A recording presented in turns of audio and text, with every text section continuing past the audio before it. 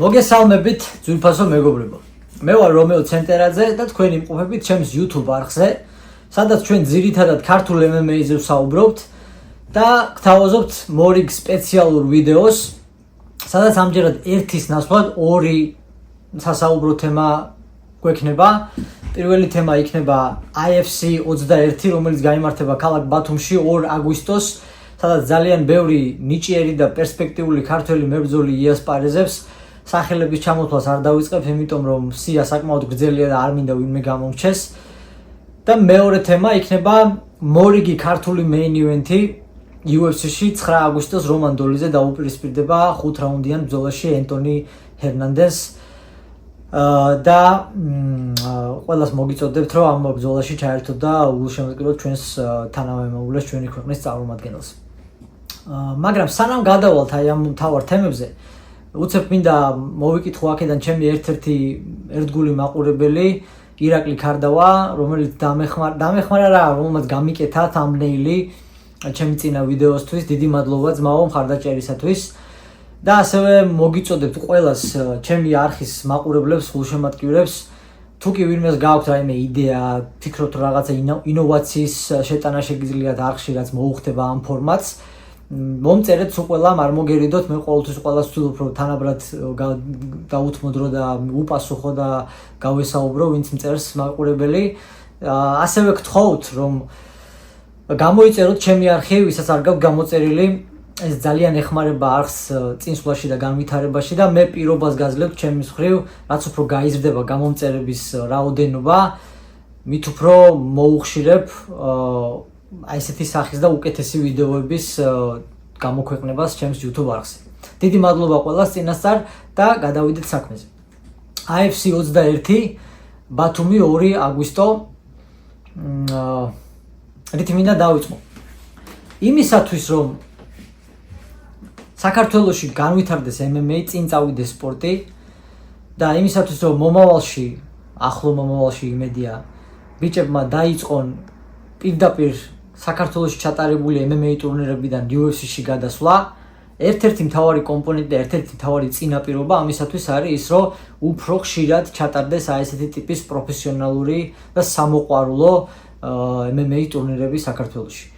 ასევე აუცილებელია რომ ხალხი, უფრო ადგილობრივი ხალხი, მოსახლეობა, გულშემატკივარი უფრო ჩაერთოს ამ ყველაფერში. თუმცა ეს არ არის ერთადერთი პრობლემა ჩვენს ქვეყანაში MMA-ში, მაგრამ ერთ-ერთი უმნიშვნელოვანესი პირობა არის ეს. ეს ძალიან უწყობს ბიჭებს იმაში, რომ ხელს იმაში, რომ აიმაღლონ კლასი, შეიძინონ გამოცდილება. აუცილებელია სპორტსმენისთვის მოტივაცია, რომ მოემატოს უფრო მეტად მოტივაცია, რომ უფრო მეტად მოინდომოს. აუცილებელია სპორტსმენის ცხოვრებაში ის, რომ როდესაც ამდენ შრომობს, ამდენ ვარჯიშობს, ამდენ სწავლობს და ყველაფერს სხვას თმობს და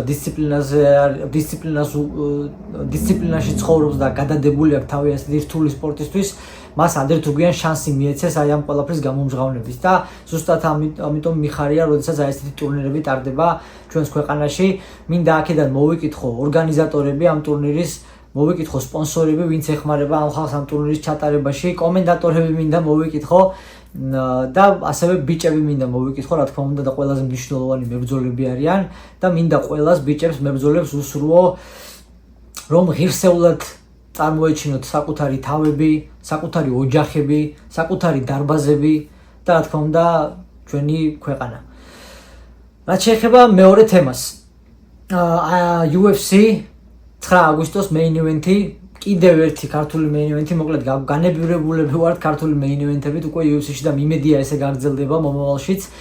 ამჯერად რომან დოლიძე დაუპირისპირდება ენტონი ჰერნანდესს და მინდა ვისაუბრო იმაზე, თუ რა უპირატესობა შეიძლება კონდეს რომას ამ ბრძოლაში და სად შეიძლება მას ელოდოს ყველაზე დიდი საფრთხე.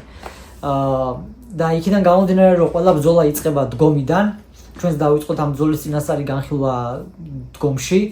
და პირველი მინდა ვთქვა, რომ ენტონი ჰერნანდესს ექნება მწირე უპირატესობა სისწრაფეში. ცოტა უფრო შედარებით მსუბუქია ის რომასთან და სწრაფიც არის ოდნავ, თუმცა მაინც და მაინც ტექნიკური დგომში არ აქვს ესეთი სასწაული ხელები ენტონი ჰერნანდესის ალბათ თავარი ღირსება ბრძოლაში არის, მისი გრეპლინგი და ამის მიღმა ასევე ის, რომ მისი საბრძოლო თვისება, ხასიათი თავისი, როგორც საბრძოლო წრეებში ვეძახით ხოლმე, უხეშად რო ვთქვათ, ძაღლი მოჩხუბარია.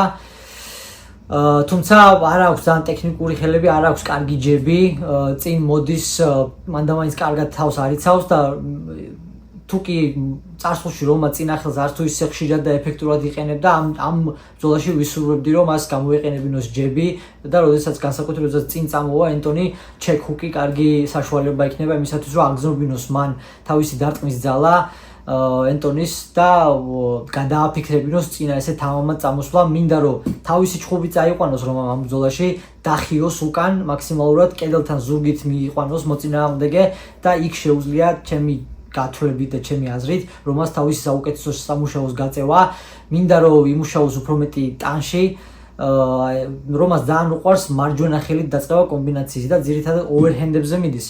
ვისურვებდი, რომ ცოტა მოუჭიროს მარჯვენა ხელს ჭანჭიკი და ოვერჰენდის ნაცვლად გაუშვოს მარჯვენა პირდაპირები, ასევე უკანა მარჯვენა ფეხს ტოვებს ხოლმე ცოტა უკან, როდესაც მარჯვენა ხელს იქნევს და ვისურვებდი, რომ ესე ნახევარი ნაბიჯით შიგნით შედგას, ოდნავ წინ გადადგას უკანა ფეხი, ამითი უფრო მოემატება წვდომა მარჯვენა ხელს და დარტყმის ძალაც.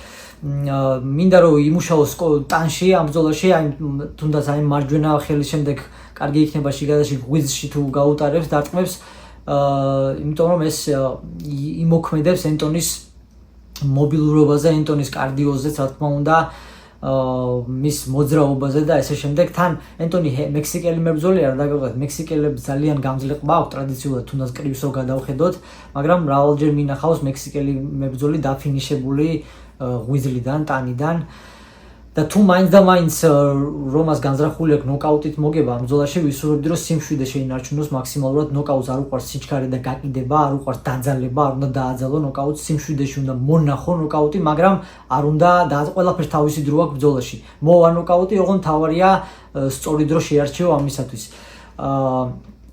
ასევე კედელთან მუშაობის დროს როდესაც რომას უყვარს კრივის დისტანციაში, ახლო დისტანციაში ჰუკებით ბრძოლა და თუკი წავა ესეთი ტიპის ბრძოლა, მან აუცილებლად გაითვალისწინოს ის, რომ ენტონი უეჭველი შეეცდება მას შეეკრას კლინჩში, მას შემდეგ რაც იგრძნობს რომას ძალას და დარტყმის ძალას.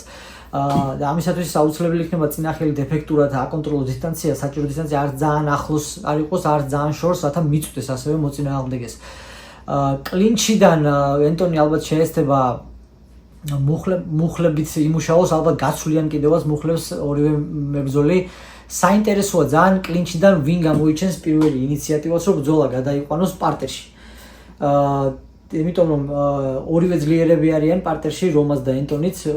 ენტონის ძალიან უყვარს arm triangle-ზე წასვლა მოწინააღმდეგების წინააღმდეგ, თუმცა ამის საშიშროებას ვერ ხედავ ამ ბრძოლაში. არ არის რომა ის კაცი, რომ ესე იდაყვი კი არა და მკლავი დაუტოვოს და ესე დაპატიჟოს მოწინააღმდეგე arm triangle-ზე. უფრო მგონია რომ ზემოდან მოექცევა რომა ამ ბრძოლაში და ვფიქრობ რომ ენტონის მოუწევს გარდიდან მუშაობა. და ვნახავთ რამდენად რთული და ეფექტური გარდი აქვს ენტონი ჰერნანდეს ამ ბრძოლაში. ასევე მაინტერესებს რამდენად იოლად თუ რთულად გასცდება რომა ენტონის გარდს ამ ბრძოლაში. ხოლო რაც შეეხება საბოლოო შედეგს ამ ბრძოლის,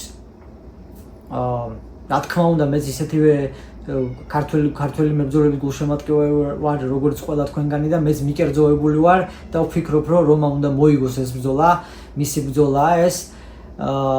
მოიგებს თუ არა იგი ამ ბრძოლას ნოკაუტით არ ვიცი, მაგრამ ჩემი პირადი სურვილი არის, რომ მოიგოს საბმიშენით, ტკივნეულით რომამ ეს ბრძოლა და მორიგი ქართული საბმიშენი ვიხილოთ UFC-ში.